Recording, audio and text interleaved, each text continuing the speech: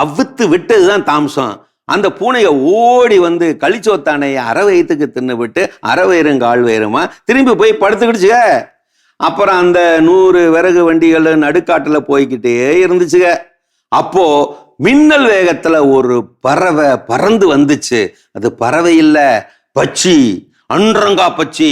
பறந்து வந்த அந்த அன்றங்கா பச்சி 100 வண்டிகளையும் 200 மாடுகளையும் ஒரே கொத்தா கொத்தி 200 மாடுகளை வாயிலையும், வலது காலில் 50 வண்டிகளையும் இடது காலில் 50 வண்டிகளையும் கவ்விக்கிட்டு எடுத்துக்கிட்டு போய் ஒரு அரச மரத்தோட கிளையில தொங்க விட்டுருச்சு. பாரம் தாங்க மாட்டாம அந்த அரச மர கிளை முறிஞ்சு விழப்போச்சு. அதை பார்த்து புட்டா பக்கத்துல விறகு பொறுக்கிக்கிட்டு இருந்த ஒரு கிழவி உடனே மின்னல் வேகத்துல செயல்பட்டுட்டா. என்ன செஞ்சா தெரியுமா?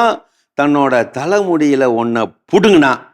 விழப்போன கிளைக்கு அதை அண்டங்குடுத்து அப்படியே கிளை முறிஞ்சு விழாம அப்படியே நிப்பாட்டி வச்சிட்டா.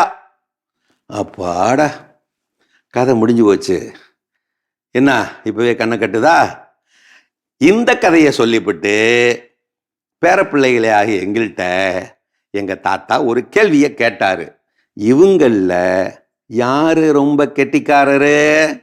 அந்த ராசாக்களா, இல்ல அவங்க பிள்ளைகளா, இல்ல அந்த சம்சாரியா, இல்ல அந்த ஊர்க்காரனா, இல்ல அந்த வழிபோக்கனா, இல்ல பூனையா, இல்ல அன்றங்கா பச்சியா, இல்ல அந்த கிழவியா?